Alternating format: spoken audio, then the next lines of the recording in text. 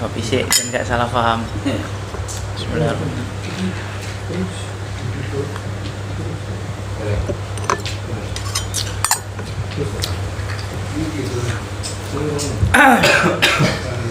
Karena pada malam hari ini kita sudah berada dalam bulan Maulid, maka seyogyanya kita berusaha untuk mengenal dan mengenang sosok guru besar kita, yaitu Nabiullah Muhammad sallallahu alaihi wasallam. Kata siang kemarin disampaikan oleh Kiai Jazuli di saat Kemis akhir bahwa itu memang benar. Saat ada di Maroko itu memang ada orang-orang yang memang spesial. Waktu itu yang dibaca sebenarnya burdah. Saya masih ingat betul yang dibaca burdah itu kalau orang Madura sampai elap. Kalau orang Jawa sampai ekstase, sampai nggak sadar, sampai fana. Betul itu memang. Waktu itu ya burdah Busiri itu. Ketika dibaca sampai fananya, sampai asyiknya, sampai orangnya kemudian berdiri nari-nari di depan kita kayak gini. Maulaya sholli wa sallim. Ya itu yang dibaca. Ketika itu beliau pegang gelas berisi teh. Saya ingat saya waktu itu betul. Berisi teh sambil joget-joget gitu, sambil baca syair. Ternyata di tengah-tengah itu sambil dikermus ini gelasnya itu. Nggak cuma diminum, tapi gelasnya itu kretek. Wah, ini ngalang-ngalain jaran Kepang Jawa Timur Ponorogo ini. Wah, ternyata di sana juga ada kayak gitu. Itu nyata itu. Sayang rekaman video yang sudah direkam oleh putranya ya Ilman itu rekamannya rusak. Eman sebenarnya sempat kerekam di Maroko. Memang betul itu yang punya gawe Sidi Jauhari, orang pembesar daerah Casablanca. Memang betul ini sampai dikeremus. Dan betul juga apa yang disampaikan beliau ketika sudah maulid itu orang sampai lupa pulang. Selesai gitu ya, ada lagi yang nyaut sholawatan gitu, yang lain ikut lagi. Padahal sudah selesai ini. Yang lain tiba-tiba ya Imam Rusli, yang lain langsung ikut lagi. Ya Imam harus teriak lagi. Udah selesai. Kemudian ada lagi yang nyaut Khairul Bar, langsung lagi Khairul Bariyah. Terus begitu. Jadi nggak buyar-buyar. Memang cinta mereka sudah lupa kalau sudah dalam kondisi mahabbah kepada Rasulullah. Lupa aktivitas di rumah ini, kayaknya ini. Itu padahal mulai sore sampai malam. Sampai habis isya. Isyanya sana itu jam 11 ya. Malam. Isya sana itu jam 11 malam. Habis isya, sholat isya, kemudian selesai makan-makan, udah istirahat tidur. Subuhnya sama jam 3. Subuh istirahat. Jam 7, jam 8 bangun, tak kira mau pulang, mau tiba-tiba enggak ya kumpul-kumpul lagi kayak gini. Yang satu nyaut lagi. Ya Imam langsung lagi. Astagfirullah. Langsung nyaut. Sholawatan meneh. Lupa terhadap aktivitas hariannya. Itu memang nyata. Saya kira dunia seperti itu bohongan. Ternyata ada ya. Beda sama yang lawannya pesulap merah ya. Ini nyata ini, dikeremus asli. Waktu itu sempat saya nanya kok, gimana sampean tadi itu kok bisa begitu. Waktu beliau ke kamar mandi, saya ngikuti, deketin, sampai tadi kok bisa gitu. Mafidam, nggak ada darah di mulut jenengan itu. Dia cuma diam aja, nggak mau jawab. Dikeremus itu, jelek pisan, empok gak brodol kayak gitu sih. Tapi ya normal, nyata ini. Ya gelas cingkir ini ya kayak gitu ya. Cingkir. Tapi ono gandelane kok, ingat saya. Jadi dia bawa gini. Nah, itu ekstase. Jadi orang itu kalau sudah cinta, itu dalam tasawuf namanya sakar. Maka dia berada dalam kondisi mabuk. Dan orang kalau sudah mabuk itu logikanya sudah hilang. Makanya para pecinta itu bisa dianggap gila, edian itu. Orang Madura itu juga sama itu ya. Orang Madura itu kadang-kadang nun sewu, mohon maaf ya. Mohon maaf. Kadang-kadang sampai nyuri untuk mulutan. Ngambil ayam untuk mulutan, tapi semoga tidak ya. Tapi saya pernah dengar ada oknum-oknum, tidak semua ya. Oknum-oknum. Demi mulutan itu saking pengennya itu. Kamu. Nah itu, saking pengennya hormat Rasulullah. Sampai begitu. Apapun dikorbankan. Gitu. Itu demi Rasulullah. Luar biasa itu. Sampai satu rumah. Hah? Kalau sampai satu rumah. Malah satu rumah. Meskipun saudara dempet harus mulutan. Masya Allah. Sampah. Jadi demi Rasulullah semuanya dikorbankan. Mungkin nanti setelah lama dia nyaur mungkin ya. Yang kemarin ngambil ayamnya tetangga, sekarang ayamnya dikembalikan. Mungkin cara itu ekspresi yang mungkin dia melupakan kondisi sosial. Yang penting pokoknya aku cinta dulu. Makanya saya sebut tadi, pecinta itu gila. Orang yang cinta itu gila. Dia menerjang apa yang menjadi batasan-batasan itu. Terjang itu. Itu karena cinta kepada Rasulullah. Ekstase itu sudah fana, hilang. Siapa beliau itu? Saya ngambil dari ini aja ya, di bab ini. Kemarin kan saya membaca, tahun kemarin ya, saya membaca yang Al-Hadits itu Al-Awwal. Saniki yub'atsu min Tihama. Yub'atsu min Tihama. Beliau Rasulullah itu diutus dari daerah Tihama. Mana itu? Dari Mekah. Tihama itu Mekah. Baina yadail qiyamah. Di hadapan hari akhir, kiamat. Maksudnya apa? Nanti di akhir zaman. Rasulullah kan di akhir zaman munculnya. Nabi Adam dulu sudah ribuan tahun. Nabi-nabi sebelumnya ratusan ribu tahun. Lah sedangkan Nabi Isa dengan Nabi Muhammad selisihnya berapa tahun? 571. Selisih Nabi Isa dengan Rasulullah itu 571 tahun. Makanya Rasulullah ini diutus di akhir zaman. Makanya ada prediksi dari beberapa ulama termasuk Jalaluddin As-Suyuti bahwa umur dunia ini diperkirakan sekitar 1400 sekian tahun. Setelah itu akan mengalami degradasi bumi. Bumi akan mendekat dengan langit. Jadi matahari akan mendekat sih. Matahari akan turun mendekat sampai sejengkal ini. Bisa jadi nututi, bisa enggak. Semoga enggak lah. Nek nututi cek sorone gitu. Ya mul kiamat. Beberapa orang yang ahli kasyaf, orang yang mampu dibukakan mata batinnya oleh Allah, itu memperkirakan mentok 1500. Sekarang 1444. Tapi tanda-tanda sudah ada. Tanda-tanda sudah sering gempa.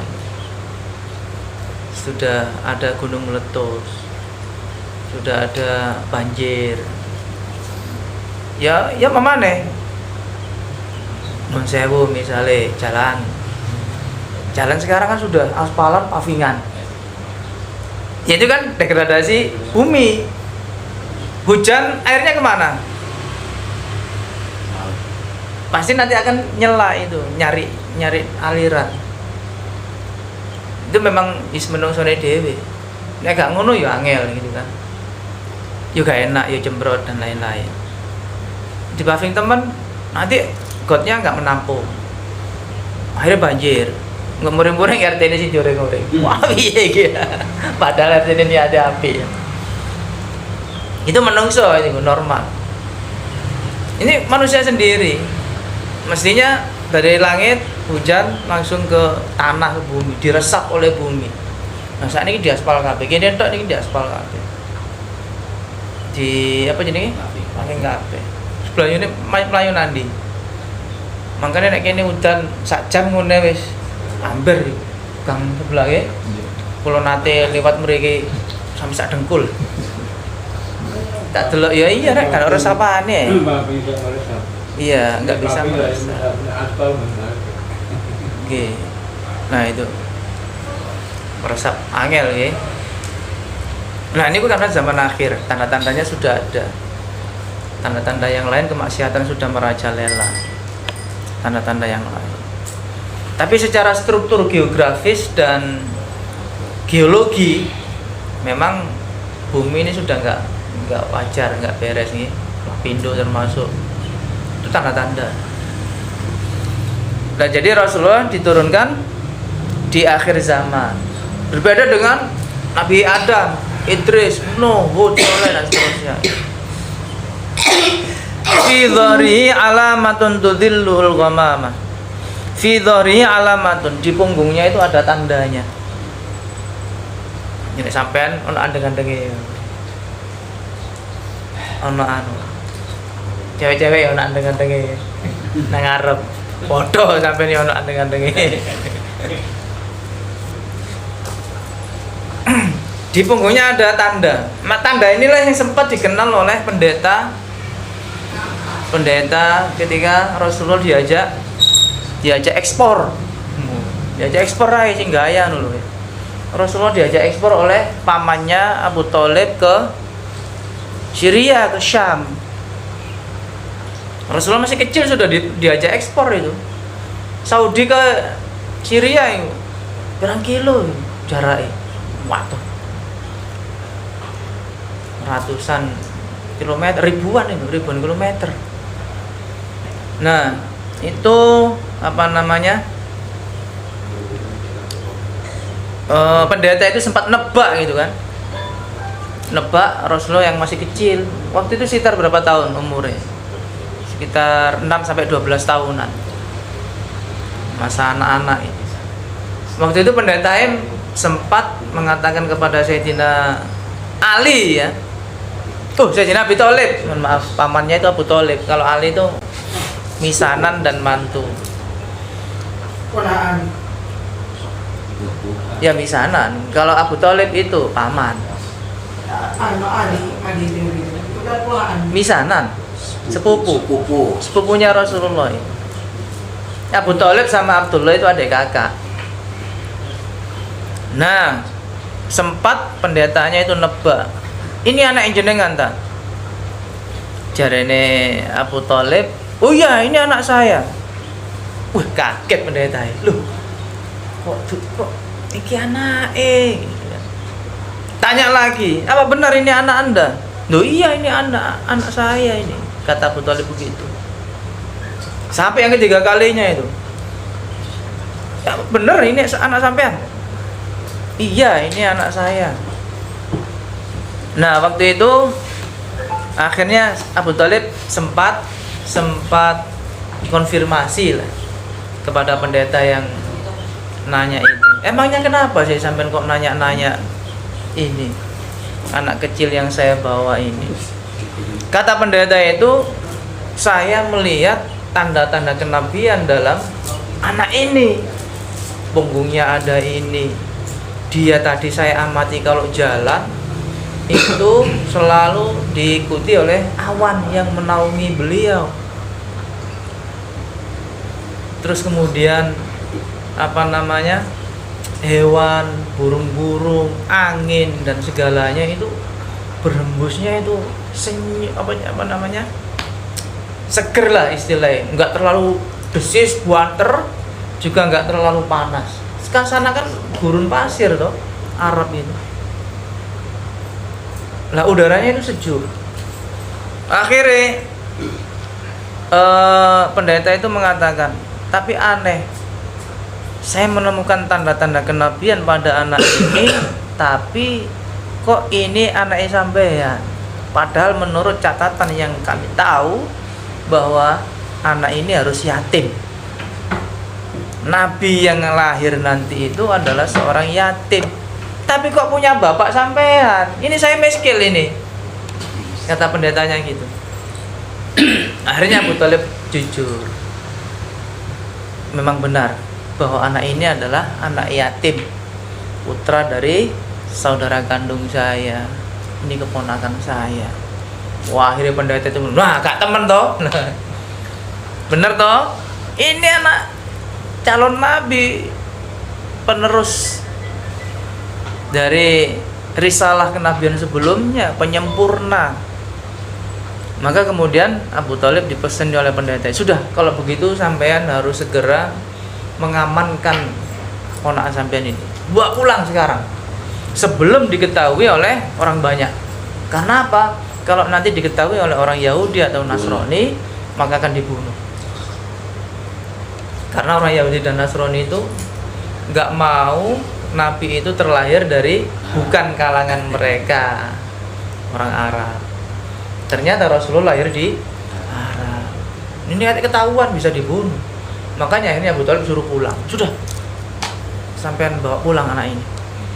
Nah, itu termasuk tudzilluhul ghamama.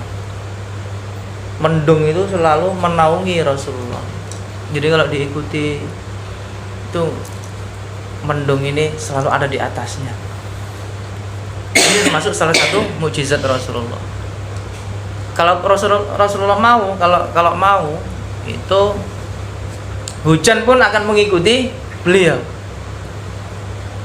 Seandainya Rasulullah jalan gitu, kok aja hujan dhisik lah. Ya enggak hujan dulu.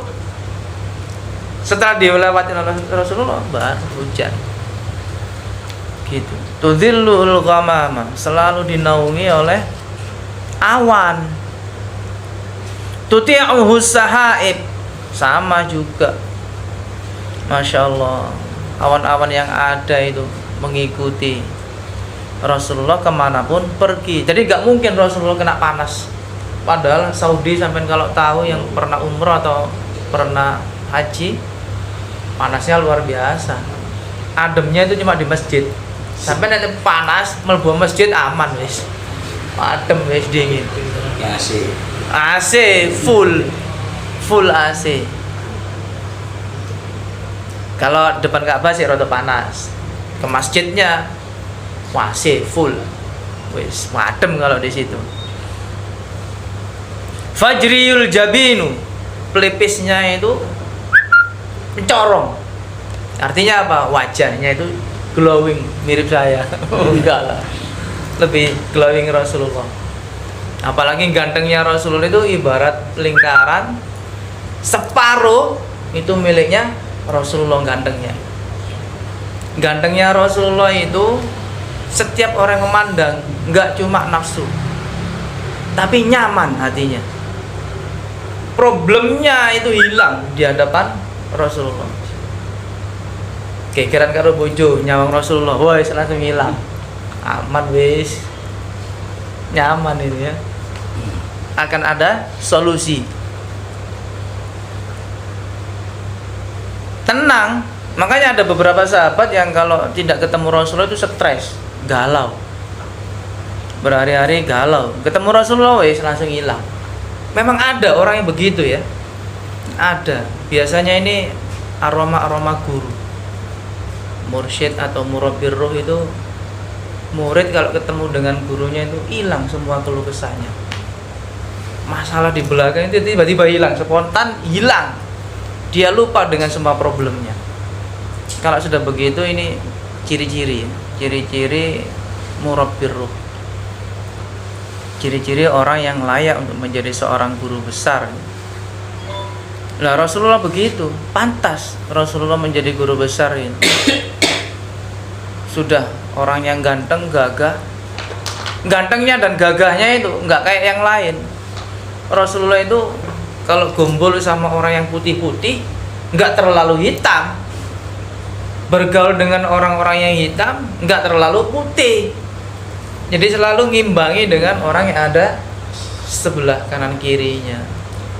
Tinggi badannya juga gitu. Nek jajar wong sing gede dhuwur-dhuwur, beliau nggak terlihat terlalu kecil. Beliau ketika bergaul dengan orang yang lebih pendek atau anak-anak tidak terlihat paling tua atau paling besar. Selalu pundaknya itu mengikuti orang yang di sebelahnya. Itu ada syairan, katfahu qad 'allata qauman idza jalasu indal wiladati sifyada bi muhtatani. Katfahu, dua pundaknya ini, qad 'allata, setara, qauman idza jalasu, dengan orang yang ada di sebelahnya ketika duduk.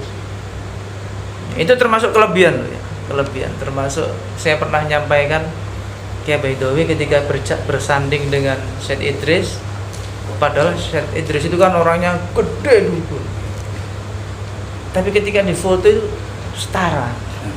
Kok bisa ini? Ya insyaallah alam.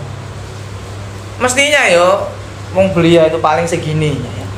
Enggak sampai sak pundak dhuwure.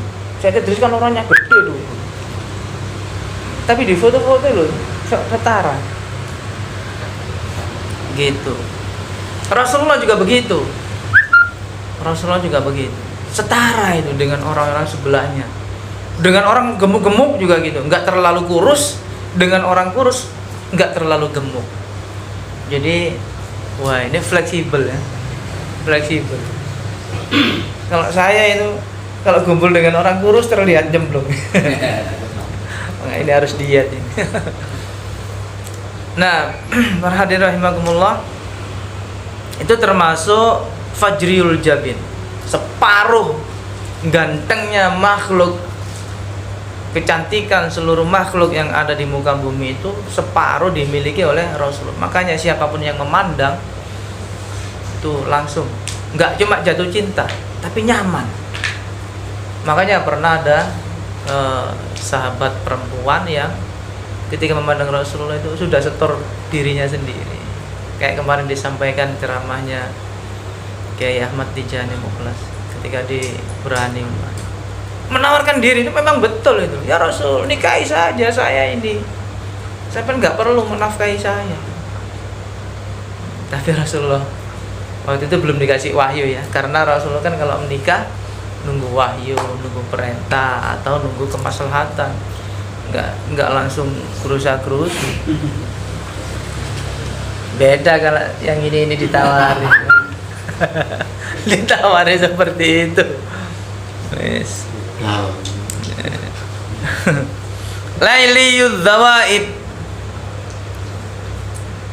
Rambutnya itu gelap hitam bagaikan malam yang sangat gelap gulita. Berarti kayak muda gitu ya beliau itu. Insyaallah. Pemuda yang gagah berarti ini. Lambang ini kan perlambang. Alifiyul anfi, mimiyul fami, nuniyul hajib. Hidungnya itu kayak huruf alif. Mimiyul fami kayak huruf mim. Mulutnya itu kayak huruf mim. Nuniyul hajib, berarti alisnya kayak huruf nun. Berarti gini ya nun ya. Kalau kita kan kebalik, huruf n. Rasulullah ini kayak huruf nun. Wah, itu wanteng ini berarti. Sam'uhu yasma'u sarirul qalam. Masya Allah, luar biasa. Pendengaran beliau, sam'uhu yasma'u sarirul qalam, itu mampu mendengarkan gesekan pena. Maksudnya suara terkecil dari yang ada di bumi ini itu mampu terdengar oleh Rasulullah. Bahkan ada menurut riwayat, bahkan ada yang ada di hati sampai semuanya ini Rasulullah tahu. Jangankan yang ada di pena, gesekan pena di kertas itu, itu Rasulullah dengar. Sampai paling nggak dengar itu suaranya. Artinya suara terkecil yang timbul di bumi ini itu mampu didengar oleh Rasulullah. Basaruhu ila sab'i tibaqi thaqib. Basaruhu, penglihatannya Rasulullah itu mampu menembus sampai sab'i tibaq, langit yang ketujuh. Untung sampai nggak mampu. Nek mampu lihat, waduh, paling sampai nembus sampai Bali. Belayan nih, sampai Kuta paling sampai. Banyak sumur. Alhamdulillah, Rasulullah nembus sampai 7, langit yang ke-7, lampu lihat itu. Tapi itu hal-hal yang khusus. Sebenarnya Rasulullah tahu semua aktivitas yang terjadi di jagat raya alam semesta ini. Cuman beliau ya mampu, ini perlu saya sampaikan, ini enggak. Beliau kan juga pernah tuh ngomong, oh nanti Rum akan terkalahkan. Itu saat perang Khandaq kalau nggak salah. Itu Rasulullah pernah mengatakan, nanti Romawi akan kalah. Orang-orang munafik pada saat itu, ngomong apa sampai ini mat ibaratnya nang ati. Kan mereka nggak percaya, lesane tok nggih. Tapi hati ini masih belum orang munafik. Ketika Rasul mengatakan demikian, batin mereka kan, wah sampai ngomong apa? Pasukan gak duwe, cara sakniki sampean santri gak duwe, duwe gak duwe, mobil cek nyile wong. Kok ngomongnya jari ape naklukno Romawi. Tapi ternyata pada akhirnya Romawi benar-benar jatuh sesuai dengan apa yang disampaikan oleh Rasulullah. Lugur tenan itu. Jatuh. Makanya ono doa ayat itu, "Ghulibatir Rum." Romawi akan takluk. Nah, ini berarti Rasulullah mampu menembus cakrawala lapisan ke-7. Wah, ini Masya Allah ya. Doa beliau melangit. Wah, jarene sakniki istilah kan. Doanya sudah melangit ini. Doanya makbul. Gitu. Tapi Rasulullah doanya itu belum dipakai. Sering saya sampaikan. Semua nabi punya doa gaco. Ya, kalau wali sebut Ismul A'zam. Likulli nabiyyin da'watun wa kuntu akhtabiya da'wati syafi'an li ummati yaumal qiyamah. Semua nabi itu punya doa andalan. Kalau sudah dibaca itu enggak akan tertolak oleh Allah. Nabi Nuh minta kaumnya dihancurkan. Langsung itu. Itu misalnya kok kapalnya siap langsung. Tapi Nabi Nuh kan disuruh bikin kapal dulu. Nabi Nuh sudah nasihati kaumnya, "Weh kaumku, ayo sembahyang melu aku. Ayo wiritan melu aku." Ngeyel ae malah ngilono Nabi Nuh. Nabi Nuh malah didolimi, wes pegel akhirnya. "Rabbi la tadhar 'alal ardi minal kafirina dayyara." Pun Gusti wis umat kowe iki wangel totoane. Wangel pun angel, nyerah ku lho. Habisi saja mereka. Timbangan kan kaum-kaum niki malah berbuat kerusakan di muka bumi, mumpung dereng habisi. Nih, akhirnya Allah memberikan wahyu kepada Nabi Nuh, ya wis nek ngono gawe kapal. Soale iki nek tak tokno kabeh, nek awakmu gak nggawa kapal, gak gawe kapal, lantek kabeh. Sing nurut-nurut ae ngomong melu. Nah, gitu. Nabi Nuh gawe kapal. Akhirnya kan diselamatkan oleh Allah. Habis itu doanya Nabi Nuh langsung diijabahi oleh Allah. Rabbi la tadhar 'alal ardi minal kafirina dayyara. Habis semuanya. Tak tersisa itu kecuali yang naik kapal. Gitu. Doa nabi-nabi yang lain sama dikabulkan. Tapi Rasulullah belum menggunakan gaconya, belum menggunakan doa andalannya untuk dipergunakan nanti. Tabia, tak simpen doa ini. Untuk apa? Syafi'an li ummati. Engkau nulungi Pak RT. Tenang Pak RT. Sampean ahli maca sholawat, apa ahli sholawat Fatih. Ya Jum, sampean senengane sholawat Fatih ya Jum. Tenang, nanti dapat syafaat dari Rasulullah. Masih disimpan ini. Belum digunakan senjata andalannya ini. Aji pamungkasnya belum dikeluarkan. Kayak ngenteni kula ini. Gitu ya.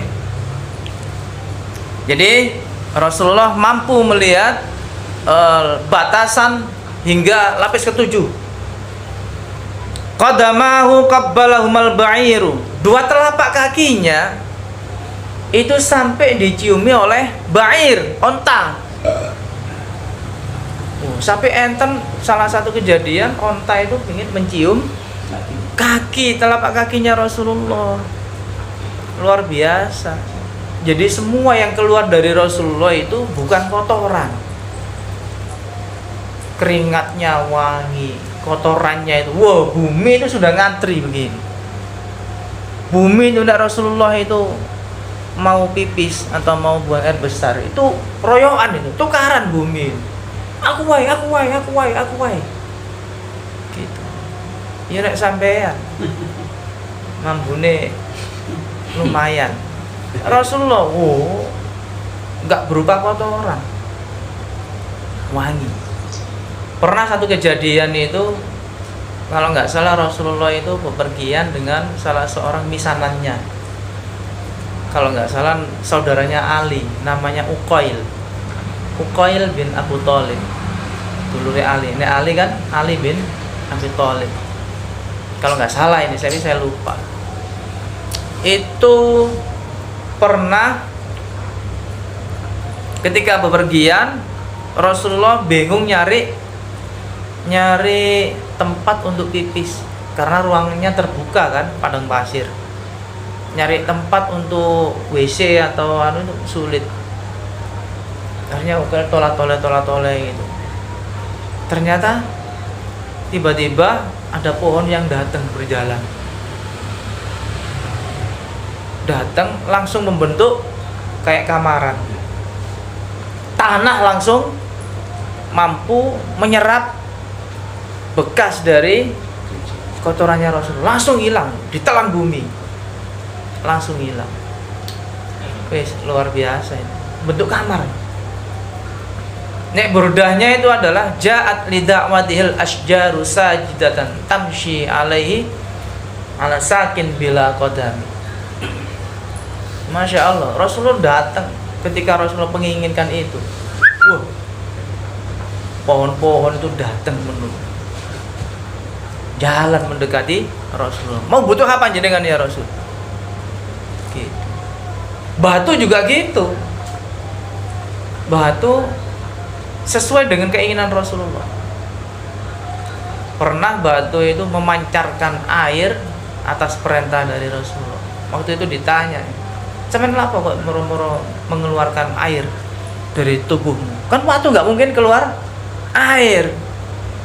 Ternyata batu itu mengatakan, "Saya ingin menjadi makhluk yang nantinya itu masuk surga. Saya tidak ingin menjadi batu yang menjadi bara api yang ada di neraka." Gusti tenggene neraka niku kan enten watu sing digawe ngobong makhluk yang durhaka kepada Allah.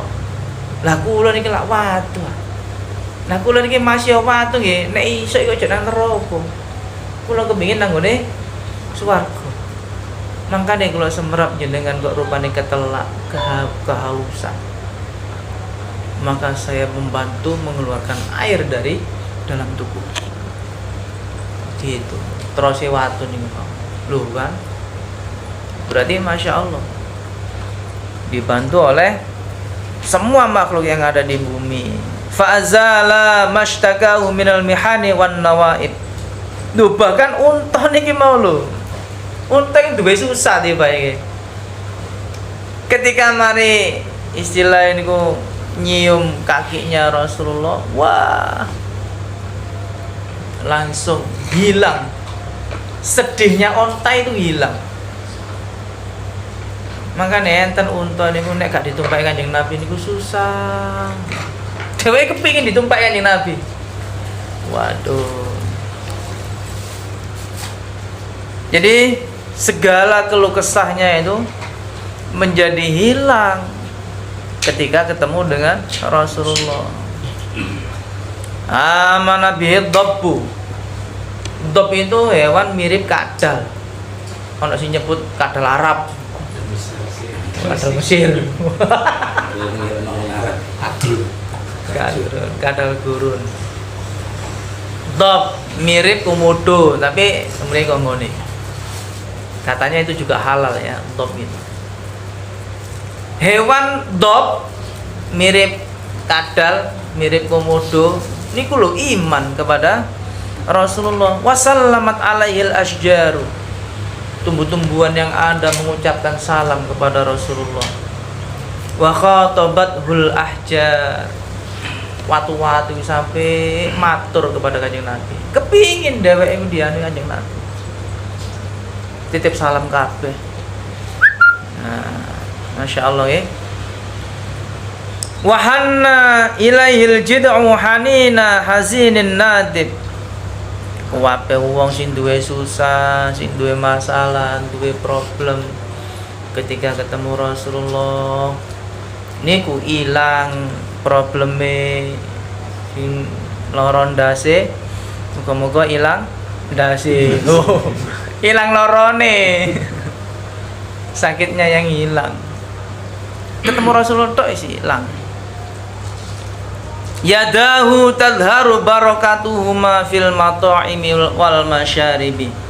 Kedua tangannya tadharu barakatuhuma, mampu menampakkan keberkahannya fil mata'imi wal masyaribi, dalam persoalan makanan dan minuman. Jadi masih cuma sak gelas, tapi nek wis kesentuh tangannya Rasulullah, maka dia mampu memberikan minuman kepada semua orang yang ada. Ono wong 1000 ngombe kabeh. Nasi juga begitu. Seandainya ada 1000, ya 1000 orang bisa makan semua. Makanya pernah sahabat siapa itu? Jabir ya. Sahabat Jabir itu meriwayatkan waktu itu dipeseni oleh Rasulullah. Mau ngundang Rasulullah ya. Ngundang Rasulullah untuk makan di rumah beliau. Mesti monggo benjing nggih, maaf tengen kula. Nah, sahabat Jabir kan waktu itu ngerosoi Allah paling Rasulullah sing nderekke paling wong 4 wong 5. Dia wis masake kira-kira 6 porsi lah. Nah, tiba-tiba tanpa sepengetahuan Jabir, Rasulullah ngomong nang ngene sahabat yang lain, "Undangan arek-arek." Celuk kabeh. Wah, motiar iki tuan rumah iki cara mikir biasa iki. Waduh. Nggih mek 6 porsi tiba-tiba ditekakno Kanjeng Nabi sak pasukane. Ratusan bahkan ribuan didatangkan. Wah, heran tuh gerutuk. Ayo, bacaan mangan diundang Rasulullah. Sing undang asline Jabir, tapi kan sing nimbali Rasulullah. Teko kabeh begitu gerutuk. Wah, tuan rumah ya bingung. Jabir bingung. Waduh, Kanjeng Nabi terus pundi niki? Kula niki ngundang mak iki jenengan kalih pendereke mawon. Karena sahabat-sahabat terdekat. Kinten-kinten tiang 6 ta tiang gangsal ngoten lho. Wis, tenang wae, tenang. Kore ini. Magicommu aku wae sing nyekel. Tekomu utawa ceretmu aku wae sing ngedumno. Ya, tuan rumah ya wis pasrah nggih pun jenengan atur mawon. Napa jare jenengan? Diatur oleh Rasulullah. Dicendong, dumno. Tiba-tiba kok wak keduman. Minumannya juga gitu. Ternyata semuanya dapat jatah minuman. Susune yang ngono. Oleh susu kabeh keduman. Masya Allah. Jadi semua yang dipegang oleh Rasulullah menjadi berkah. Yadahu tadharu barakatuhuma fil mata'imi wal masyaribi. Tangan Rasulullah ini penuh dengan berkah. Jadi mirip ambek Nabiullah Isa. Nabiullah Isa kan begitu. Wa ja'alani mubarakan aina ma kuntu wa awsani bis sholati waz zakati ma dumtu hayya. Nabi Isa mengatakan, "Wah, aku iki barokah akeh nang awakku iki. Opo ae nek tak senggol, nek mati iso urip." Wah. Ya, Jum. Mati. Senggol baca. Enggak, urip. Gitu ya. Sentuh. Disentuh tak Nabi Isa. Wong buta disentuh langsung melek. Langsung mampu melihat.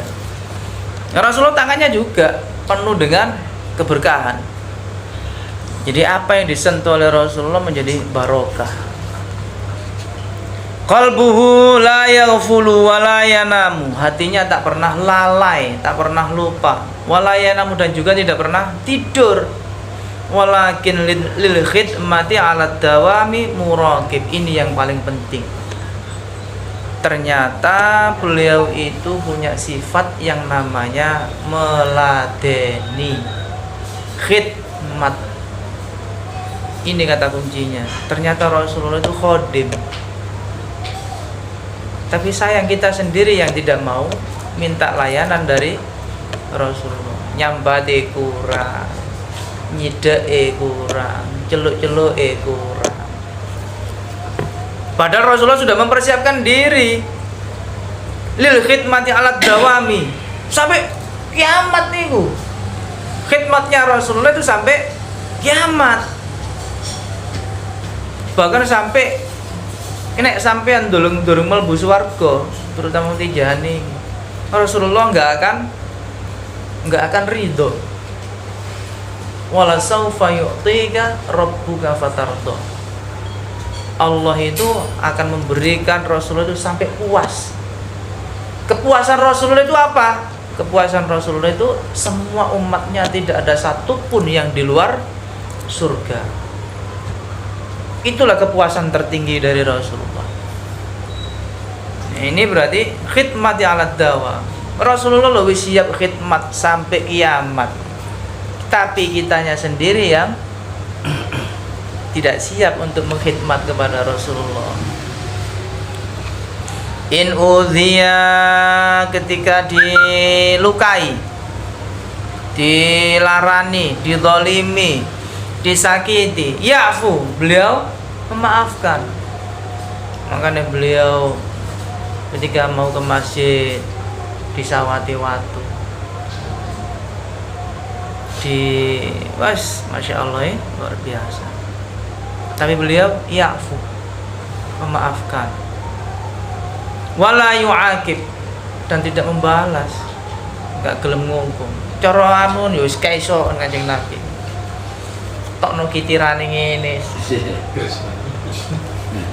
Langsung. Tapi beliau tidak pernah melakukan itu. Enggak pernah membalas, enggak pernah menghukum. Ya'fu wala yu'aqib. Wa in khusima, ketika dia dimusuhi, yasmut, dia cuma diam aja. Wala yujawib, dan tidak meladeni, enggak jawab, enggak pernah meladeni. Gak level cara ngono. Nek Kanjeng Nabi ngladeni wong ngono wis arek cilik. Wis koyo sampeyan duwe anak itu tukaran karo anak itu tangga. Ngene ku nek tukaran sampean meneng wae. Jenenge arek cilik tukaran meneh boloan maneh. Nek lawan dolan sampean ladeni, engko akhirnya sampean sing tukaran. Anake wis wawu, bapake durung. Nah itu ya. Nah Kanjeng Nabi begitu. Apalagi Rasulullah ketika hijrah ke Taif, waduh, itu kisah menyedihkan juga. Ketika hijrah ke Taif, orang Taif malah kayak ngono. Hijrah ke Habasyah, waduh, dikuya-kuya, gak diterima malah dikuya-kuya.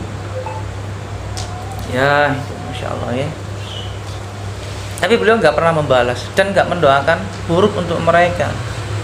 Yasmut wala yujawib. Fi arfa'uhu ila asyrafil maratib. Kata Allah, krono Kanjeng Nabi niku panjene tiange kados ngoten saene. Arfa'uhu ila asyrafil maratib. Jarene Gusti Allah, tak angkat nang ngene derajat sing paling dhuwur. Nah iki. Makanya dalam istilah-istilah kata kalam mutiara, mengalahlah sampai tidak ada yang mengalahkanmu. Wes angel iki. Opo tak pikir-pikir gak angel. Mengalahlah sampai tidak ada yang mengalahkanmu. Duh. Ini pangeran iki berarti. Allah nanti yang akan meningkatkan dan menjunjung tinggi harkat dan martabatmu. Fi rakbatin la tambagi qablahu wala ba'dahu liraqib. Masya Allah. Jadi Kanjeng Nabi akan diberikan posisi yang paling tinggi, di mana posisi ini belum pernah dicapai oleh orang sebelumnya ataupun setelahnya. Nabi-nabi sebelumnya nggak bisa mencapai makomnya Rasulullah. Orang-orang setelahnya juga tidak mungkin mencapai pangkatnya Rasulullah yang sangat agung. Fi mauqibin minal malaikati yafuqu ala sairil mawaqib. Diletakkan yang paling tinggi. Sampai malaikat juga akan mampu menyertai naiknya Rasulullah. Fa idzar taqu alal kaunaini, ketika beliau naik menuju alam yang kaunain itu bumi dan langit. Sayyidul Kaunain berarti penguasa langit dan bumi. Ketika Rasulullah naik ke yang paling atas, kan diterno malaikat sih itu. Sampai lapisan langit yang ketujuh itu diterno ambek malaikat Jibril. Langit pertama malaikat yang lain sudah nyerah, malaikat Jibril masih ngikuti. Begitu nyampe yang langit ketujuh Sidratul Muntaha, wan fasola alal alamin, malaikat sudah nggak mampu mendampingi Rasulullah. Kalau nggak salah Jibril itu pamitan, Kanjeng Nabi, kemampuan fisik saya itu sampai segini dok. Ini yang mampu menembus, melompat ke lapisan langit yang ketujuh itu hanya jenengan. Kalau saya memaksakan diri naik, maka saya bisa kebakar. Saya nggak kuat. Saya bisa mati. Makanya infasola anil alam. Jadi pada saat itu Rasulullah sudah melepaskan diri dari alam langit dan bumi. Mungkin gak menungso sing luar biasa, gak mampu, terbakar. Mampu menembus lapisan yang ketujuh. Nah ini Rasulullah mampu. Malaikat Jibril sudah pamitan itu. Gusti kula mboten ngatasi pun. Niki nek jenengan terusno, kula kok melok jenengan, wah wis kekobong kula. Terbakar saya nanti. Sudah cukup sekian nggih, ngapunten kula nderekke jenengan cuma sampai sini. Saya enggak mampu. Tetapi wa wasala ila qabi qausaini.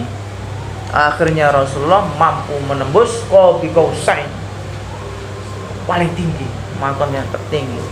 Kuntu lahu, Allah dawuh, kuntu ana sapa ingsun lahu maring Kanjeng Nabi, ana hale utawi ingsun iku annadimu, zat kang ngenteni wal mukhatib tur ngejak omong-omongan. Kanjeng Nabi nanti berdiskusi langsung dengan Allah Subhanahu wa taala. Dijak ngobrol empat mata. Niki ceritanya peristiwa Isra Mi'raj. Para hadirin rahimakumullah, niku adalah beberapa kelebihan mukjizat dari guru kita Rasulullah sallallahu alaihi wasallam. Muga-muga kula panjenengan sedaya angsal syafaate Kanjeng Nabi Muhammad sallallahu alaihi wasallam, terutama di bulan Maulid. Nduk ndiyae nek sampean nganggur kok ana mulutan, ikuti saja. Karena itu bukti rasa cinta kita kepada beliau. Allahumma shalli ala sayyidina Muhammad. Assalamualaikum warahmatullahi wabarakatuh.